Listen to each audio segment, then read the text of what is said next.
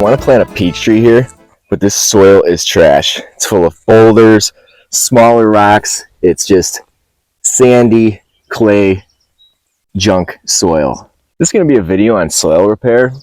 I think trying to repair large areas of soil is a waste of time, especially when you got bad dirt like this. You really want to focus that repair on where you're actually planting. And if you do that over the years, you'll have planted in so many spots that you've covered a large area. And the worms are going to help you out along the way too, moving this material around. It'll save you a lot of money too, because we're not covering large areas with compost or manure. We're just focusing where we're actually growing. So let's try this method out and see if it works good for this peach tree. I think it will. Let's go over some of the materials I'm going to use here. Shovel, of course. You're going to need a sifter. These are real easy to make. There's a lot of other YouTubers that show you how to make a sifter out of the 1/4-inch hardware cloth and the wooden frame. I prefer this sifter for the soil rather than the bucket sifter I made that works amazing for sifting compost and potting soil. So I'm going to link to that video because I think you guys should make one of those. Some bins or a wheelbarrow to collect your dirt after we're done sifting it. When you're done sifting it, it's going to look something like this. It's going to be nice and fluffy, but we're not done yet with it. We're just going to store it off to the side for now. Then I like to have somewhere to put all my rocks and boulders that I'm collecting out of here, because I'll be using those somewhere else, most likely the pond area. And then I've got this watering can, because I don't have anything else.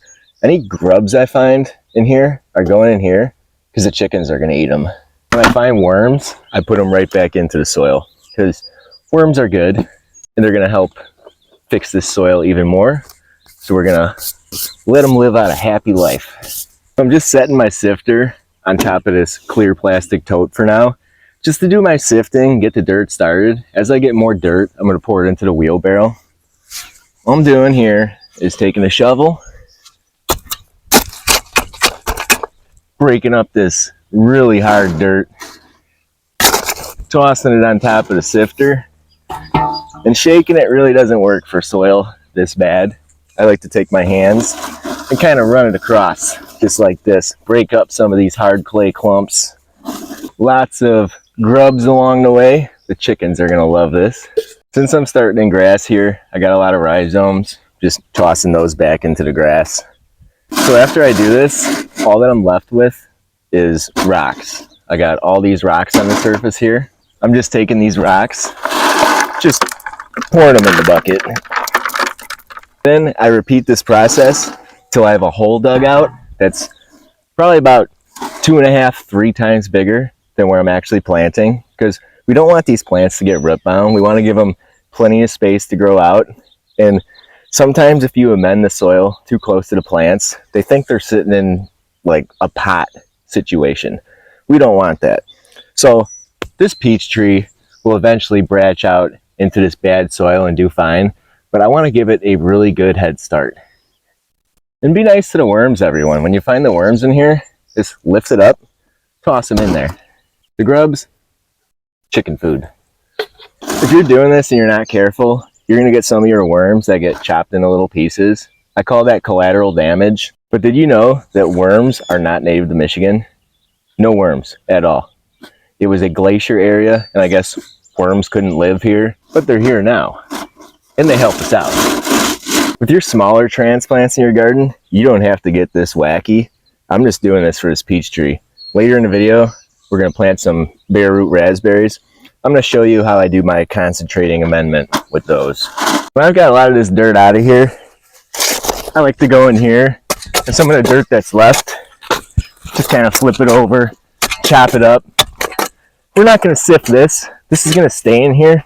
When you're growing plants, it's really important that we incorporate the native soil into our planting, because this is where our plants are going to live. If we completely amend this out with other items, they're not going to do too great. No matter how bad it looks, everything your plants need to grow is in this soil.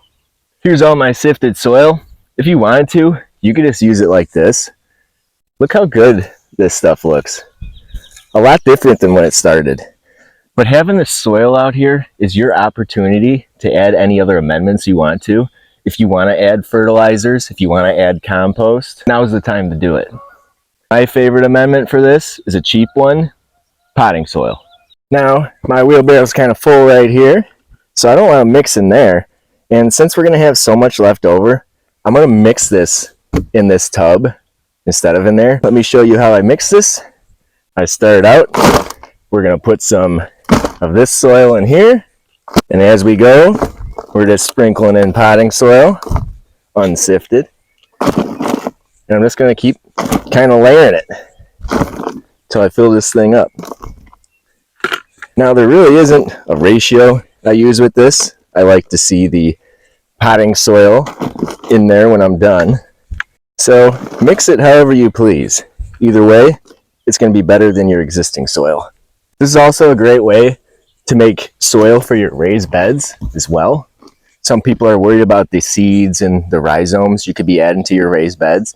But if you don't churn up your raised beds and you do it like I do it, where you put it in there and you just keep stacking mulch, heavy mulch, organic matter on top and letting it decompose and don't disturb the soil, you're not going to have an issue. Some of my planting areas, I go to my wooded areas and get some of that really super rich woodland soil and mix it the same way and sift it out. Sure, carries over some of the rhizomes of the plants that live in the woods, but they don't do too good in the sun. So we had a really good squash, zucchini harvest last year using that method. Our soil lasagna is ready. All that's left to do is mix her up.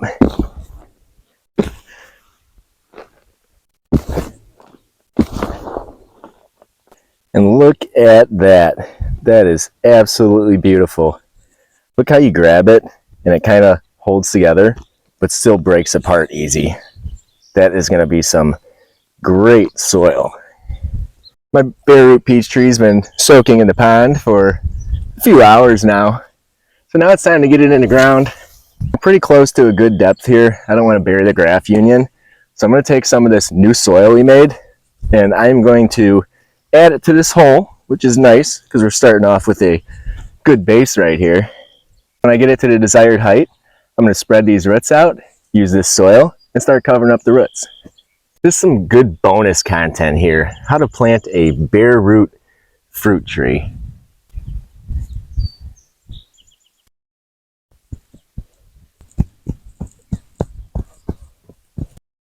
All set.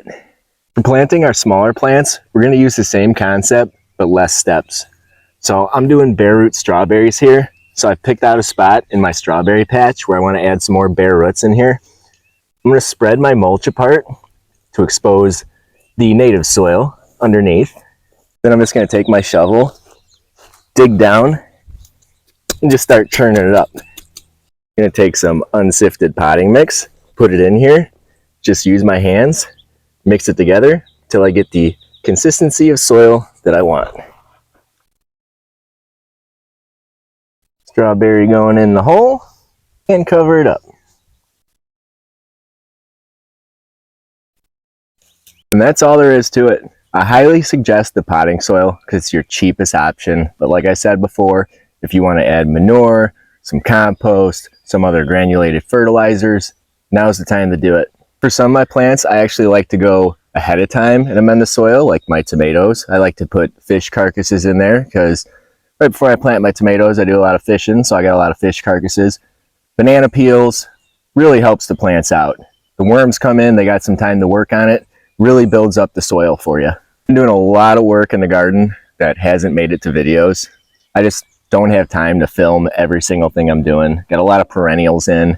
So I'd really appreciate it if you guys would subscribe to the channel, like, comment, tell your friends about it. Trying to do things cheap and environmentally friendly out here in Heartland, Michigan. We got a 1/4 acre of permaculture growing going on here, no till. I'm expecting some really big things this season and hopefully I can film some videos along the way and show you guys what I got going on. Save you some money, garden with nature instead of against her. I've got a lot of perennials to get in right now, so thanks for watching.